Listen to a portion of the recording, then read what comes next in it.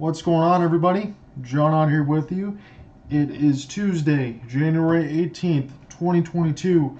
What I'm going to do in today's show is combine the Red Wings and Pistons overview for the week and preview some upcoming matchups as well.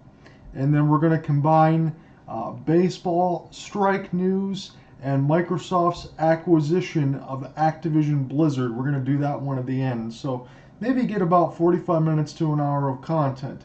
So let's get it started here. So let's go with the Red Wings recap first. So this was Thursday, January 13th. After that California road trip, the Red Wings returned home to play the Winnipeg Jets. The Jets improved to 17-12-5, and they had a smooth flight over the Red Wings, who fell to 16-17-5 with a 3-0 shutout. Dylan Larkin did suit up, and that was of note from the California road trip when he wasn't there. But Detroit couldn't get anything started in the game. University of Michigan was well represented with Andrew Kopp, 2 goals, Kyle Connor having a goal and an assist, and then former Evgeny Svechnikov, because the Red Wings drafted the wrong Svechnikov from the Carolina Hurricanes. Now this guy's on the Jets, former Red Wing. He got an assist. Nate Schmidt got an assist from Vegas, now to Winnipeg. Dylan Sandberg as well. Connor Hellebuyck. They always talk about Connor Hellebuyck being one of the top-tier goalies in the league. He definitely showed it. He had 33 saves. Alex Nedeljkovic fell to 10-10-4 with 29 saves in the loss. So the one saving grace after this game was over that the Red Wings would be playing against the Buffalo Sabres. And quite honestly, as we're talking right now, the Red Wings are sitting about 6 points out, with the Bruins still having about 5 games in hand. So they needed to take advantage of everything that they could do against the Sabres. Because honestly, in this game with the 3-0 shutout, they got some shots on goal, but there was times where Winnipeg just took complete control of them. Because, I mean, again, you still have top-tier players on Winnipeg. Maybe they're not all playing at the same time. But when you're talking about Blake Wheeler and Mark Scheifele, those are guys that are already better than anybody on the Red Wings. And then Connor Hellebuyck is, again, one of the top-tier ones. And they hadn't played in about a week and a half anyway, because you have the stuff going on in Canada still over in the border and all that with the COVID. It's a lot different over in Canada than it is in the United States. So quite frankly, they hadn't played over like a week and a half, and the Red Wings still got their ass kicked. So really wasn't much to speak of on that one. So here's what had to have happened. When you're starting on Saturday, January 15th, this was the Red Wings' first game. This was a home-and-home series with the Red Wings and the Sabres. So Lucas Raymond hadn't scored in 14 games. He did find the back of the net in the first game against the Sabres. They were able to stop the 4-game winless streak. Lucas Raymond scored his first in 14. The Red Wings improved to 17-17-5. They had a 4-0 shutout over the Buffalo Sabres that fell to 11-20-6.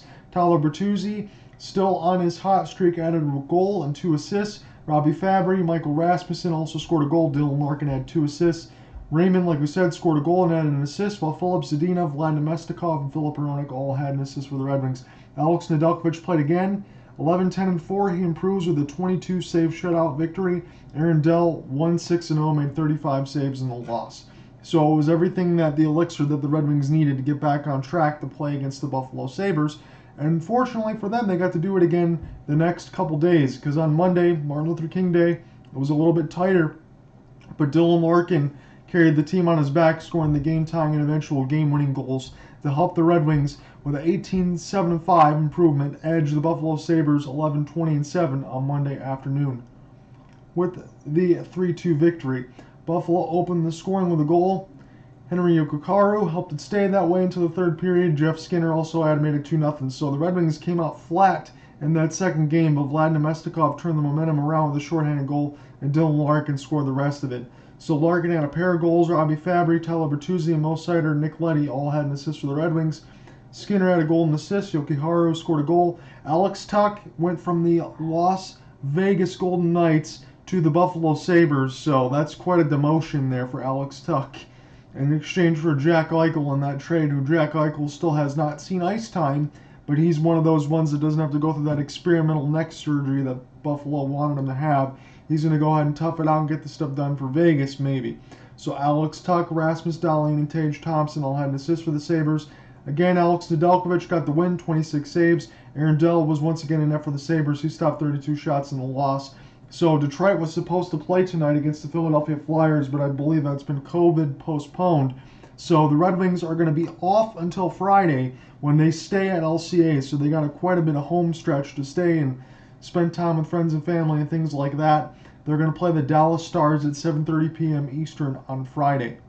So for the Red Wings, it's been a better week, and you want to try to push away some of the stuff from the California road trip. That's just how it goes.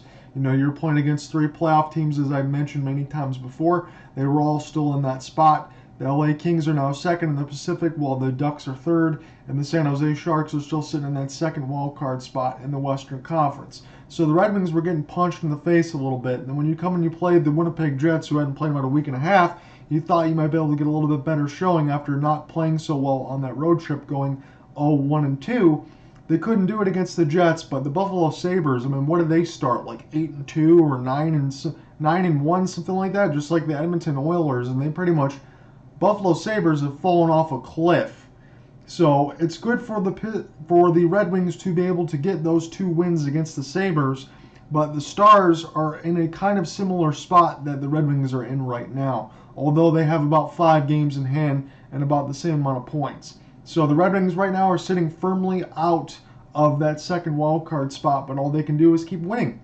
And that's the only way to be able to get back into it. And then you got to hope as you win, Boston behind you will lose, because I don't think Pittsburgh or Boston will relinquish any of those spots unless something really bad happens between both of them. So let's transition here. Facebook.com/TBUGunslinger, Twitter @JohnReinott. This is going to be your Pistons recap as well. So we learned over that time, after a few days after that previous Sunday, that the Bull trade has been rescinded. He wasn't able to pass the physical for the Detroit Pistons, so he couldn't suit up, he couldn't play. Gets sent back to Denver. So all the stuff that we talked about last time with the recap before that didn't end up happening. And again, I mention it because the Pistons are badly undersized. You guys 6'7", 6'8", nothing but a bunch of small forwards playing power forward and center spots. You could have used that size, even if you were transitioning to get Bull into game shape and things like that, which I thought that's what was going to happen anyway. It didn't end up happening, so the Pistons have to move on and see maybe what they were going to do with the deadline. There's still no official word yet on Jeremy Grant, but again, as each day passes, we get closer to the All-Star break and we get closer to the trade deadline. So I imagine Trey Lyles will be moved, I imagine Jeremy Grant will be moved. I imagine there will be some things going on the Pistons horizon, but let's talk about it. This is why I got Trey Lyles on the brain. So Friday night on the 14th, Trey Lyles scored 21 points, grabbed 7 rebounds, 2 steals, and 2 blocks. Pistons improved to 10-31, dropped the Raptors, who fell to 20-19.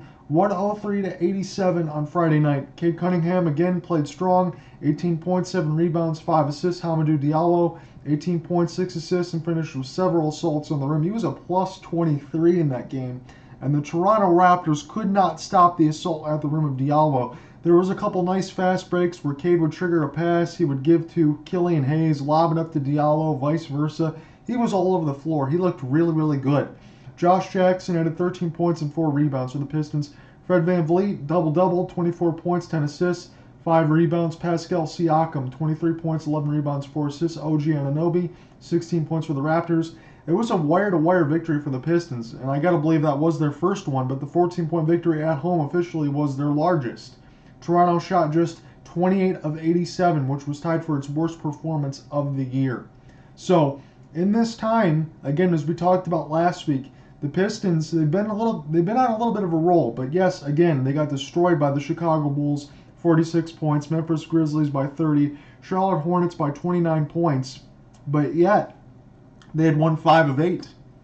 So the ones that they got destroyed by were undoubtedly playoff teams, or at least play into playoff teams, but all playoff teams. So next night, you got Sunday. Sunday was the 16th when the Pistons played again.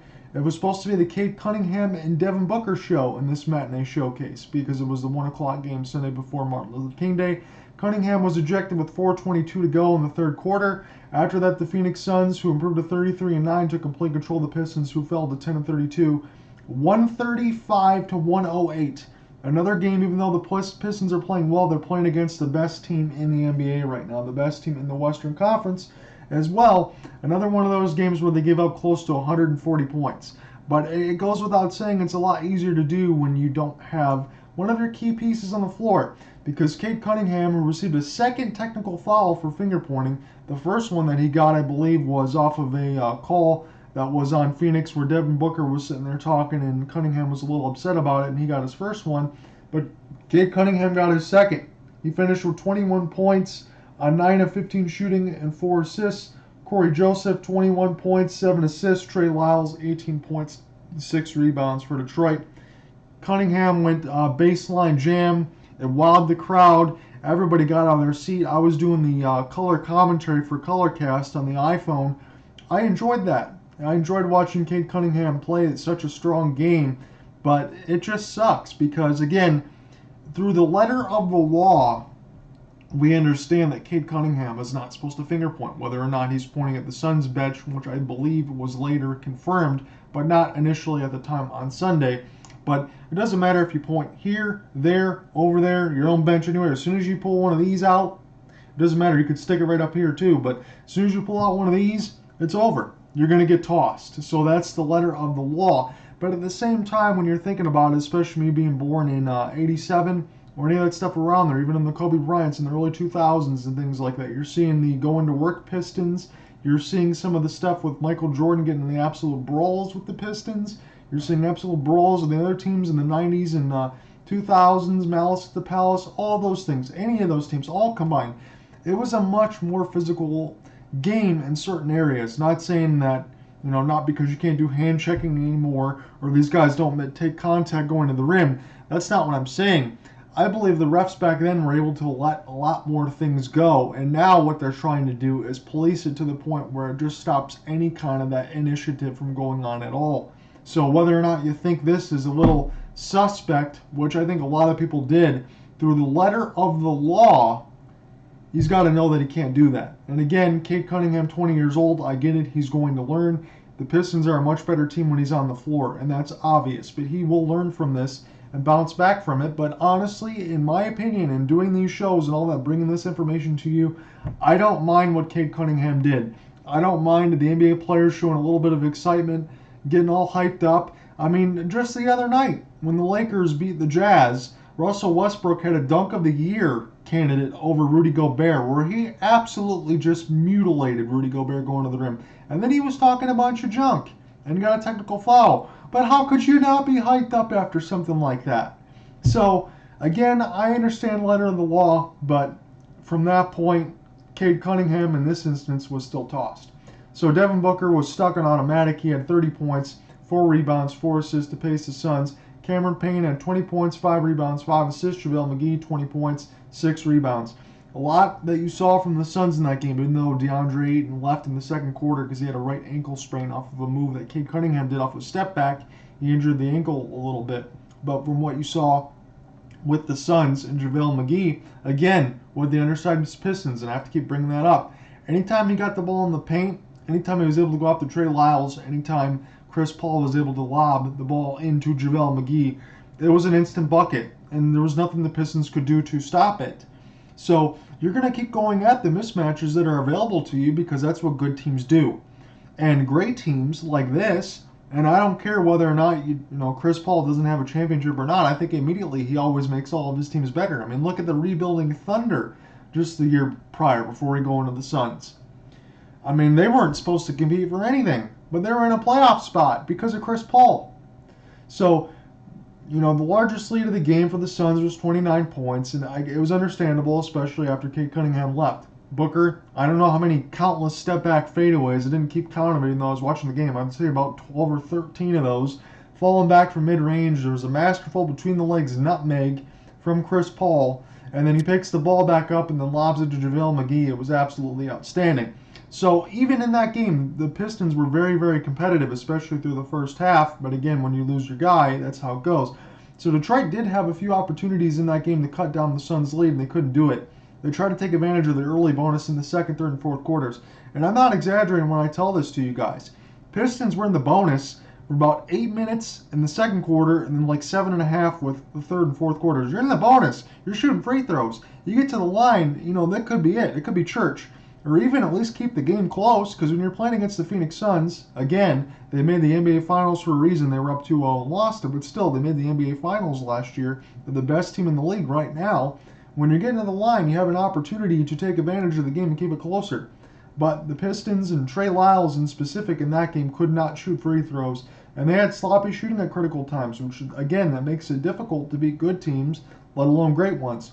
So after this is uploaded and we get all that stuff, tonight's work is not done because the Pistons play tonight against the Golden State Warriors. They're going on a very difficult West Coast road trip between the Warriors, the Jazz, the Denver Nuggets, the Kings. So it's Warriors, Kings, Jazz, and Denver Nuggets. And Warriors, Kings tonight and tomorrow off of a back-to-back. So we're going to get to see what the Pistons are made of. This game's going to start 10 p.m. Eastern. As I mentioned, the specific note for the Suns game, DeAndre Ayton left the game early with a right ankle sprain and is listed as day-to-day. Phoenix was playing the San Antonio Spurs on Monday when they got another win, and they shot astronomically. So last moment to close out for the Suns and Pistons here. Both teams were shooting ridiculously within the first quarter. The Suns had a 80+% shooting percentage, while the Pistons were managing over 74%.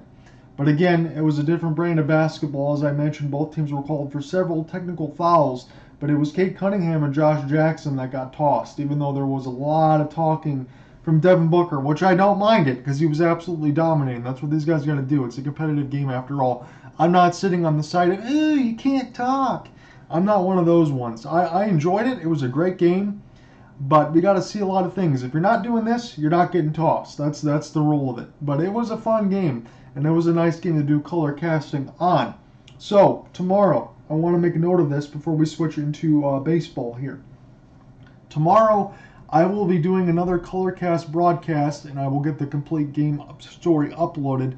This one is going to be an ESPN broadcast of the Charlotte Hornets. So it's going to be LaMelo Ball taking on Jaylen Brown and Jason Tatum, the Boston Celtics. That game's going to start a little after 7:30, so I will be on the call on the Colorcast app. So if you have an iPhone, what you do is you download Colorcast, and then you will go in, and then you will see a live broadcast. It doesn't have to be me. You can listen to anybody. So what's going to end up happening is they can call the game, as long as it's not video, they can call the game. So while you're doing even other stuff going on, if you want to just listen to the game and stuff on your phone while you're doing other things, you can do that.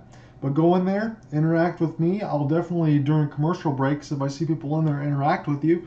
And we can talk about sports. We can talk about anything. Just screw around and have fun while I'm calling the game. And then at halftime, especially if anyone's in there, then that's when we can really get into the conversation. So I will be on the broadcast tomorrow, Wednesday, a little after 7:30, and then Sunday, I believe the game is on NBA TV. That one's going to be LA Lakers and Miami Heat. So Wednesday, Sunday are the games I'm going to be doing. So the Wednesday game a little after 7:30, and the Sunday game this week, that is going to be, let's get the official date here.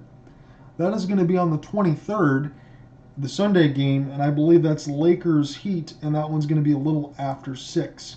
But tomorrow at 7:30, I will be on the call with the Hornets and the Celtics. So if you want to stick around for that, I'll be happy to talk to you. So let's transition into this here. So I want to mention this. We're going to do one more hockey story real quick because this is from Emily Kaplan, and I think this is official now, and this is reported. This is 11:36 a.m. today. The NHL plans to stop testing asymptomatic players and staff members following the All-Star break. NHL and NHLPA have reached an agreement on the matter. The sides will meet again later to assess climate and formalize. If things get much worse, they're probably going to change their stance on everything else. So if asymptomatic players, if they're not carrying any symptoms and they don't feel like they need to be tested and these guys are vaccinated and they're in good shape, I don't know if they're going to go about third booster, but they got 2 shots in there right now, and the only person not vaccinated happens to be on the Red Wings and Tyler Bertuzzi, and we talked about that ad nauseum. But here's the other official statement. The NHL will still test all players and staffers before cross-border travel between the United States and Canada, because again, United States and Canada has different restrictions and things that you can do, so they will have to still do all of that. The NHL and NHLPA shifted to daily testing as part of enhanced protocols in December after increasing outbreaks across the league forced a rash of postponements. However, the league has softened some of the policies since then, including reducing the isolation period for positive tests from 10 days to 5 days for players who are asymptomatic. The NHL also introduced taxi squads to keep the season going. So, again, it was the old quotes there from Ryan O'Reilly saying these guys are in shape. And then we talked about it before from the last week with Steve Yzerman, who was an advocate for less testing, who that can go one of these ways, or I understand there can be some controversy there. I know Yzerplan's got all this stuff together here, but there's a little bit of controversy there. So what's going to end up happening is they're going to still do some testing as far as when they get to the site in February, because they're going to have it in Las Vegas, the NHL All-Star Game. So once the All-Star Game is there and all the people get there, all the players, everyone else, there's going to be testing officially on the first day, but not anything after. But that is the testing rate right now going on in NHL. That was the last issue of news that we had. So now let's shift all the way over. You already know on the basketball side that Kevin Durant's going to be out for a while. Draymond Green's still out for a while. Nothing else has kind of really went crazy. Kyrie Irving still chooses not to get vaccinated, so the big three is kind of playing a 1.5 right now with James Harden all the way there and Kyrie Irving only there on some road games. So that's it. On the MLB Lockout side, I mentioned last week that the proposal of the players and the union and everyone else was going to meet. They met on the 14th, and let's try to talk about some of the things that might have been discussed, but no officially that no word and anything else has been done yet. So they met, but there's still a lot of stuff going on here. So let's see. For the first time since the owners locked out 43 days ago, MLB and MLBPA, so now it's 47 days, discussed core economic matters in a video meeting Thursday. It's the first substantial bargaining session since the work stoppage began. Two sides discussed opening non-economic matters last month, though the topics discussed Thursday will ultimately determine when the lockout ends. So an economic proposal during Thursday's session, which ended around 2 p.m. Eastern. So here's some of the things. Raising the minimum salary and making more money available to Super 2 players, a subset of players who qualify for arbitrations 4 times rather than the usual 3 based on their service time. That's according to MLB Network's John Heyman. Draft pick bonuses for teams that do not manipulate the service time for top prospects. So again, I keep bringing this up, but the Chris Bryant rule for the Chicago Cubs, they were able to keep him in the minors a little bit so they didn't have to pay him for that extra year and get that full year of service time. So there will be draft pick bonuses incentives, or they're talking about at least doing that per Sportsnet's Ben Nicholson-Smith. Adjustments to the league previously proposed draft lottery per Jeff Passan on ESPN. A deal was never going to be struck Thursday. This session was to reignite talks, and the question is how quickly the MLBPA will submit a counterproposal. It is unknown when the two sides will hold another bargaining session, but here's a partial recap. Again, this is some of the things that I can bring to you. This is what MLB proposed first, and then the counterpoint is what the Players Association proposed. So MLB gradually raising the luxury threshold tax to $220 million by 2026. The Players Association raising the luxury tax to $245 million. A little bit more money to get more players signed and get them more money. So again, point counterpoint. This is how we're going to do this. Pay for play arbitration system and free agency for all at age over 29.5. Players Association, free agency at 5 years of service time and 29.5, or 6 years of service time, whichever comes first. Eliminating draft pick compensation for free agents. Players Association, service time bonuses for all-star game selections, awards, etc. I like that one. Expanded 14 team postseasons from MLB. The Players Association wants 12. And that's maybe one of the sides where I might agree with the MLB on that side. I want to see more teams in the playoffs. I know, granted, along the entire stream of things in the, how should I put this? The die-hard official baseball rule purists out there, they want to have less teams in the playoffs because Major League Baseball is a little more unique rather than the NBA and the NHL when you have 16 teams. I know the NBA is doing the play-in stuff now, but a lot more teams make the postseason in the NBA and the NHL. Not a lot of teams make the postseason in MLB. So some of you, more toward the Players Association, want less. The Major League Baseball wants more. Honestly, I want to see more playoffs. I want to see more baseball. And honestly, to me, you could turn those single elimination wild card into a 3-game series at least. Or you're playing 162 games, so the initial first 5 in the first round, why couldn't it just be a 7-game series like everything else? I don't know. That's just me. I mean, I understand baseball purists and things like that, but a universal DH, that was some of the things that they were talking about before. Why not bring that back in? Because unless you're Max Scherzer, unless you're Jacob deGrom, or a couple of these other pitchers out there, you had that magical home run from the ageless one, Bartolo Colon, but not a lot of pitchers can hit. So a universal DH and getting more teams in the postseason, I would like that. But it's funny that the Players Association only wanted 12 and MLB wanted 14. Last thing here, MLB proposed draft lottery for top 3 picks, and MLBPA says draft lottery with a market size component. I don't know how that's going to work. So Pittsburgh or Arizona or Tampa Bay, are we going to do it that way? Are we going to do it record size, or are we going to do it market size, as you guys don't have a lot of fans and it's a smaller city? So it's not going to be New York Yankees and New York Mets or the Tigers or things like that, or Houston. It's going to be teams probably like Tampa Bay, Arizona, that have a smaller market. I don't really like the draft lottery. I'm one of those ones. I know in the NBA and the NHL they have all that stuff too, because you want to stop teams from tanking. But it is what it is.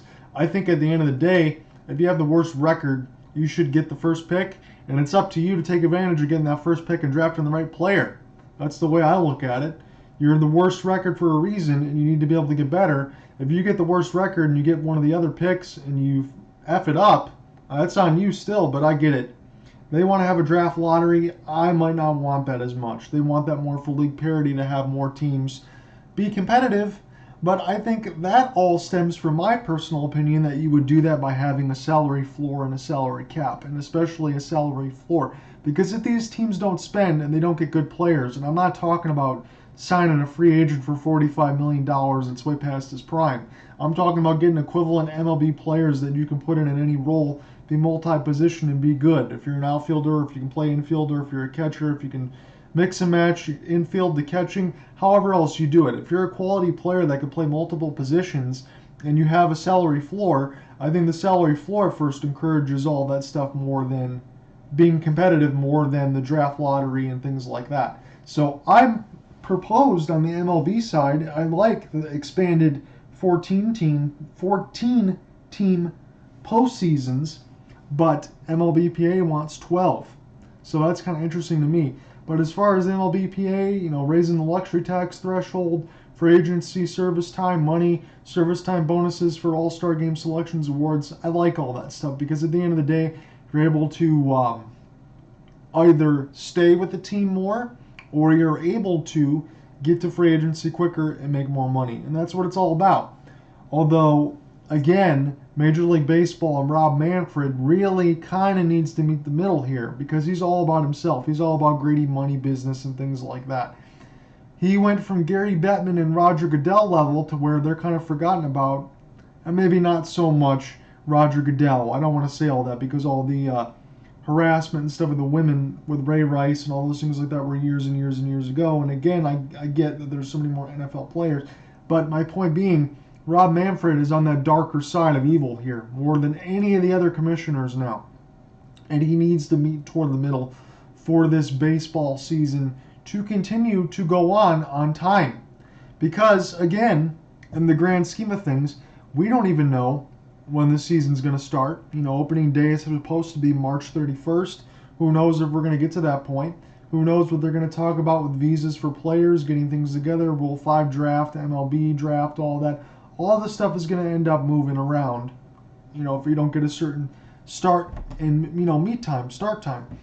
But at the end of the day, too, you also have a MLB 22 The Show game supposed to be coming out, and the game can't come out if the agreement and everything else isn't reached. Because right now, if you go on MLB.com and you're looking at player faces, all you see is that dark silhouette.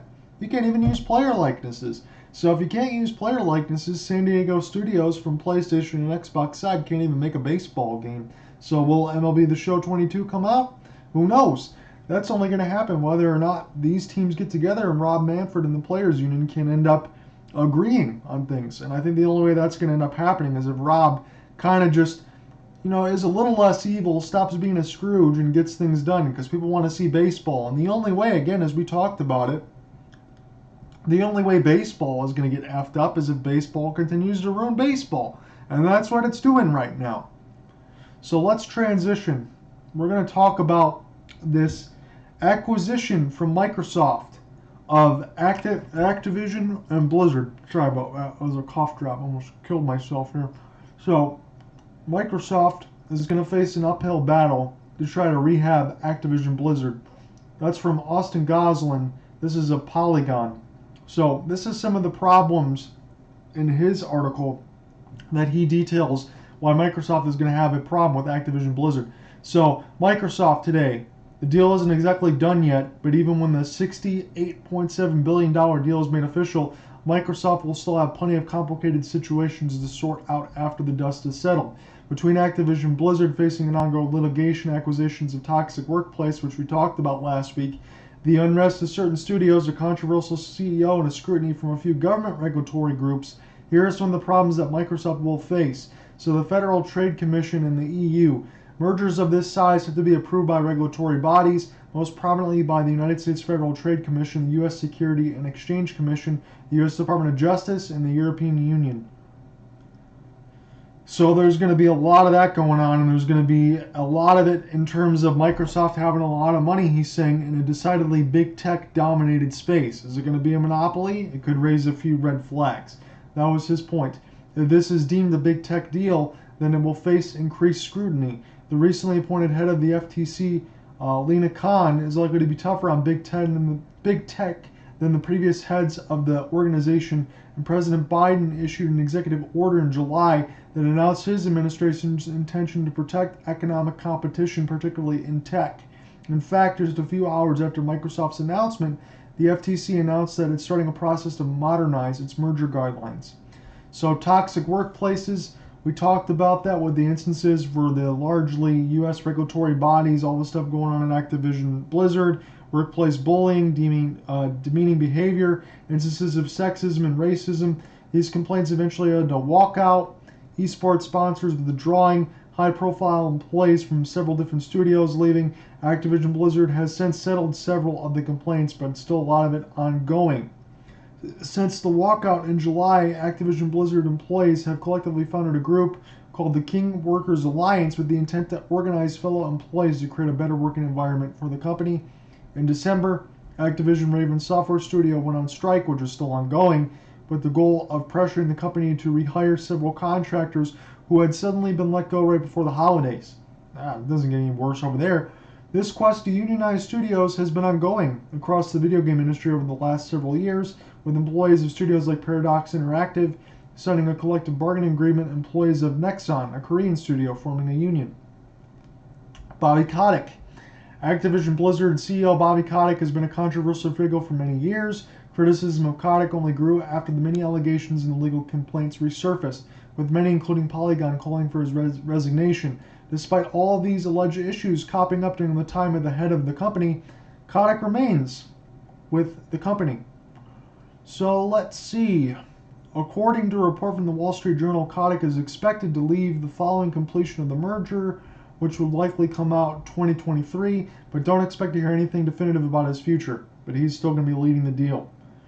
Aside from the cultural issues, the public opinions of Blizzard is not too great.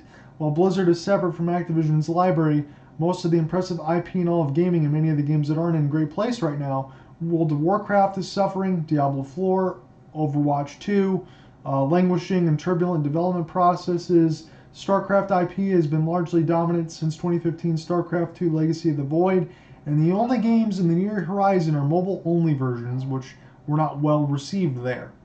So that's some stuff going on with Activision Blizzard, and let's see if there's anything else here from Bloomberg.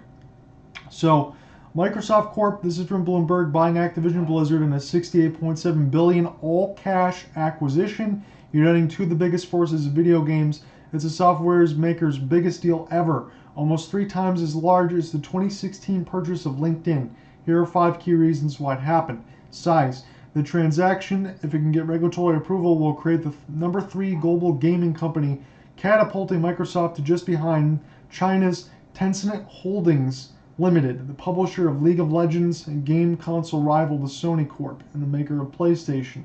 Activision couldn't compete in the new world of gaming on its own, so Bobby Kotick said in an interview, you look at companies like Facebook, Google, Amazon, Apple, especially companies like Tencent, they're enormous, and we realize that we need to partner to be able to save our ass. I'm going to put that in there because he's got to save his ass because of all the stuff going on. They bought the money. Look, I don't know how Activision Blizzard came to the agreement of saying it's going to be this amount of money, but Microsoft has enough money, I'll tell you right now, to be able to sign on the dotted line anywhere.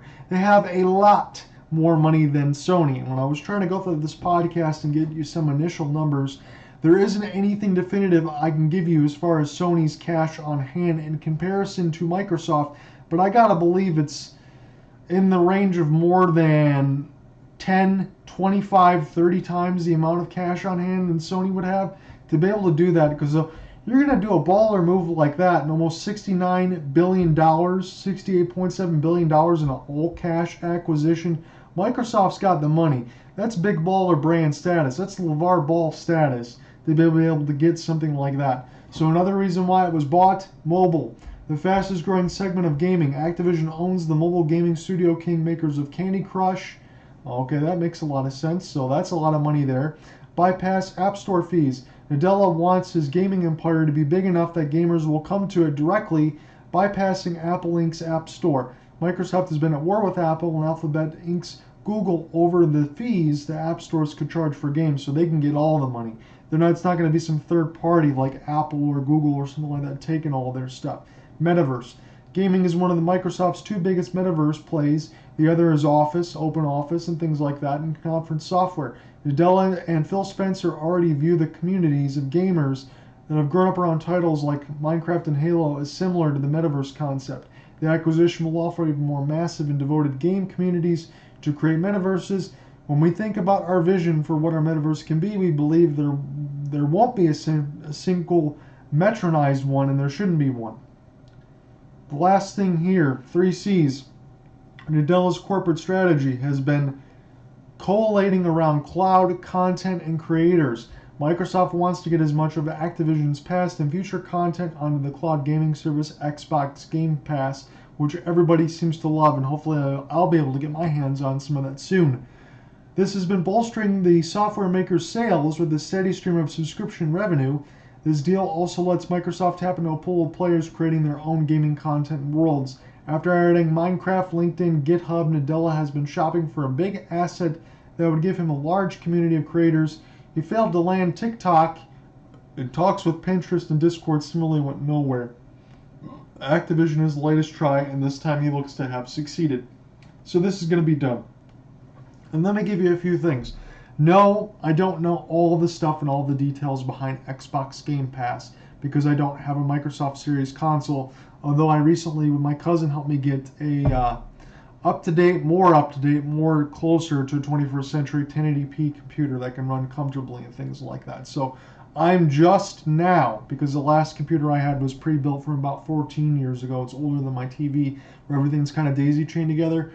But I'm just now able to experience Steam and some of these other launchers and play some of these other games. I played Halo Infinite on PC a little bit, and I enjoyed some of the multiplayer stuff, although I haven't really gone online yet. I was playing against the bots and kind of getting my feet wet as I was just getting the computer set all together. I wasn't using an Xbox controller, I was using the PS5 DualSense on Steam, and it worked great. My point being is, I don't know all the stuff that's going on with Xbox Game Pass, but now that it's available on PC and I can get a chance to check it out because I have a more modernized side of it, I can give you a little bit more of my thoughts of it.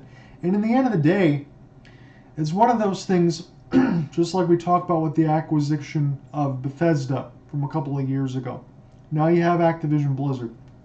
You got Diablo. You got StarCraft. You got Warcraft. You got World of Warcraft. You got some of the other things in between. You got all the Call of Duties. things like that. It's what now, to me, Microsoft will do as far as making strong first-party games. It hasn't really been there at the forefront. What this is doing right now for Microsoft, as they said in the Bloomberg article, it allows them to be able to create more subscriptions, to be able to get an endless revenue pool of money, which then they can turn around like this and acquire it for $68.7 billion in Activision and Blizzard, can take all that revenue from Xbox Game Pass, can take all that money from cloud gaming and services and everything else that Microsoft does with computers and Windows and things like that. All of this stuff allows them to make deals like they've made today. But to me, as successful as the Xbox Game Pass is, and I'm not saying this as an elitist, I like gaming as far as Nintendo Switch, Sony, Microsoft. I haven't really dwelled in the PC side. It's a whole lot different, and there's going to be a lot of the world that's open up to me. But at the end of the day, nothing really beats Sony first-party games as far as single-player exclusives. Microsoft, hopefully down the road, as I know I've talked about this a couple of years ago, will be able to add to that. Look, I'm not arguing the infinite success of Xbox Game Pass. Hell, the Xbox Series S, in terms of it being a budget console, is a streaming badass. And those that have the Xbox Game Pass absolutely love it on their Series S console and the Series X and all of that.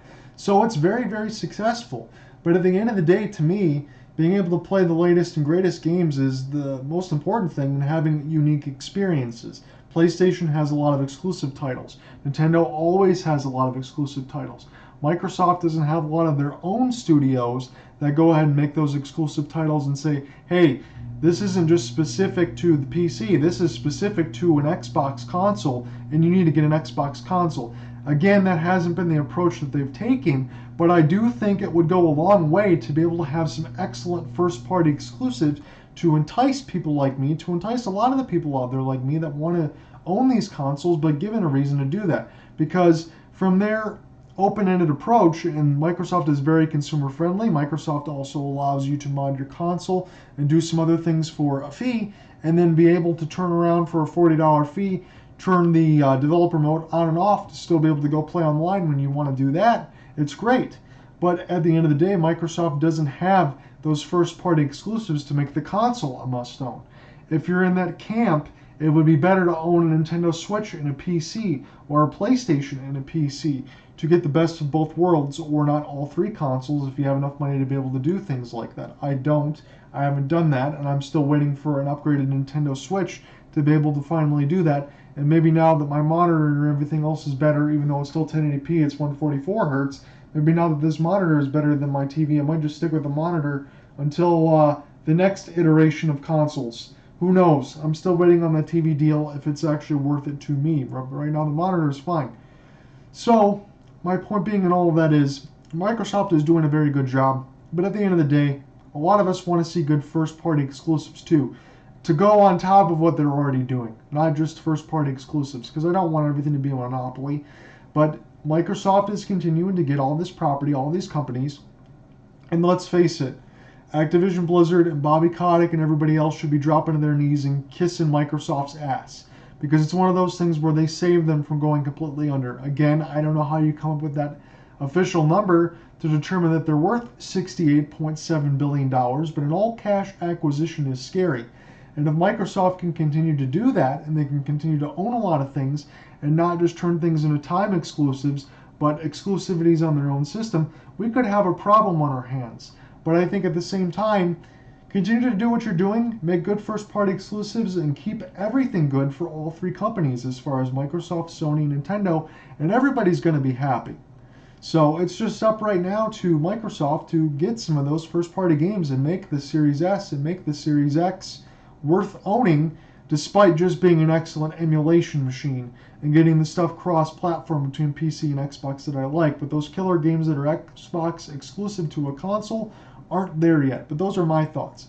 Facebook.com/TBUGunslinger, Twitter @JohnMinot. As always, let me know what you think. I will get this uploaded on YouTube. I will get this posted in the Discord server.